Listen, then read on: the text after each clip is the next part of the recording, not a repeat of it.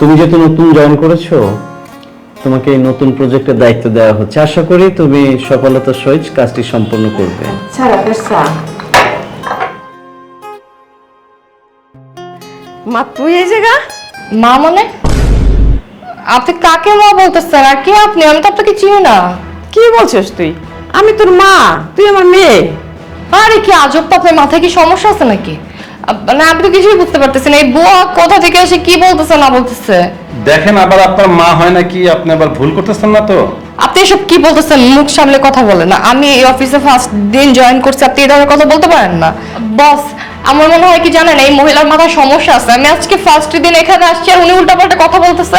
আপনি একটা কাজ করেন না, ওনাকে এখান থেকে বের করে দেন। শুধু শুধু আমার মান সম্মান নষ্ট করতেছে। আজকে আমার মান সম্মান নষ্ট করতেছে, কালকে আপনার অন্য একজনের এমপ্লয়ারের মান সম্মান নষ্ট করবে। বা আপনার এখানে যদি ভালো কেউ আসে কোনো ডিল করার জন্য, কোনো গেস্ট, তাদেরও তো মান সম্মান নষ্ট করবে। বলেন, তখন তো আপনার ব্যবসার ক্ষতি হবে। এই, আপনি ওনাকে মেয়ে দাবি করতেছেন কেন?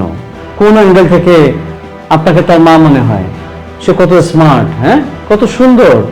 আর আপনার চেহারা দেখেন, আপনার চেহারা কি? আপনি তো একজন বস্তির মানুষ। একটা বস্তির মায়ের গর্ভে কখনো এরকম সন্তান জন্ম নেয় না। আপনি সব কি কইতেছেন?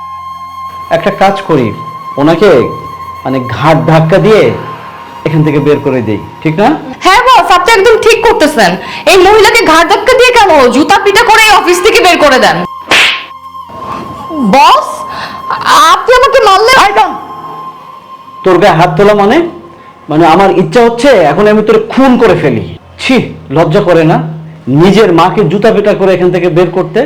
আর এই মা কত পরিশ্রম করে আমার অফিসে চাকরি করে তোমার লেখাপড়া শেখাইছে, তোমার মানুষের মতো মানুষ করছে। আর তুমি সেই মারে আজকে অফিসের বুয়াগিরি করে বলে তুমি মাকে অস্বীকার করো? তোমার ভিতরে কোনো বিবেক আছে, মনুষ্যত্ব আছে? হ্যাঁ, কিভাবে পারে একটা মানুষ নিজের মাকে এভাবে অস্বীকার করতে, এইভাবে খারাপ কথা বলতে? হ্যাঁ, কে? স্টার্টাস না, স্টার্টাস। এই তোমাদের মতো মেয়েরা না খুব ভয়ঙ্কর হয়। আর তোমাদের মতো মেয়েদের কারণে না আজকে এই সমাজ, এই পরিবারটা না ধ্বংসের দিকে চলে যাচ্ছে। আর যে মাকে তুমি আজকে কষ্ট দিছো না, এই মা আজকে 6 মাস ধরে আমার কাছে হাত জোর করে রিকোয়েস্ট করছে, এমনকি আমার পা পর্যন্ত ধরার চেষ্টা করছে যে আমি যেন তোমার চাকরিটা দেই। আর তুমি তোমার মাকে দেখে তুমি অস্বীকার করলে? একটা বিবেকহীন মানুষ।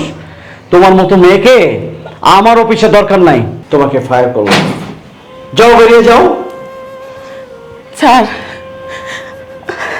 আমার মায়ের আপনি বাইক করেন না স্যার। আমি তো আপনার মায়ের মতো স্যার। আমি আপনার হাত ধরে আপনার পা ধরে বলতে স্যার, আমার মায়েরা তো বোঝে না স্যার। ও মনে করছে কি আমার পয়সা দিলে ওর চাকরিটা থাকবে না, ওই জন্য আমি ভেবে ওর চাকরিটা রাখেন স্যার আপনি। এখন কি বুঝতে পেরেছো মা কত বড় অমূল্য সম্পদ? আর তুমি এই রত্নটাকে পেয়ে না তুমি চিনতে পারো না। আর কখনো মাকে কষ্ট দিবে না। আরেকটা কথা শোনো, তোমার মায়ের অনেক বয়স হয়েছে, এখন থেকে তোমার মা বাসায় থাকবে। আর তুমি চাকরি করে তোমার মাকে সেবা করবে, তোমার মাকে খাওয়াবে, ঠিক আছে? জি স্যার, আমি আমার ভুলটা বুঝতে পারছি। আজকে আমি আমার মাকে অসম্মানিত করেছি। আপনাদের সবার সামনে আমি আমার মাকে ছোট করছি। আমার মা এত কষ্ট করে আমাকে মানুষের মতো মানুষ করছে, লেখাপড়া করাইছে। প্রায় 22-23 বছর ধরে আপনাদের এই অফিসে বুয়ার কাজ করে আমাকে মানুষের মতো মানুষ করছে। নিজে ঠিক মতো খায় নাই, ঠিক মতো একটা শাড়ি কিনে নাই, নিজের দিকে কখনো তাকায় নাই। আর আমি কিনা সামান্য একটা চাকরির জন্য আমার মাকে ছোট করছি। আমি অনেক বড় অন্যায় করছি। এত কিছু করার পরও আমার মা আমার হয়ে আপনার কাছে মাপ চাচ্ছে, আপনার কাছে ক্ষমা চাইতেছে। স্যার, আমি আপনাকে কথা দিচ্ছি, আমি কখনো আমার মাকে কষ্ট দিব না। আমি নিজের কথা আর কখনো চিন্তা করব না। আমি এখন থেকে সারা জীবন মায়ের জন্য করব। আমি আমার মাকে অনেক ভালোবাসি।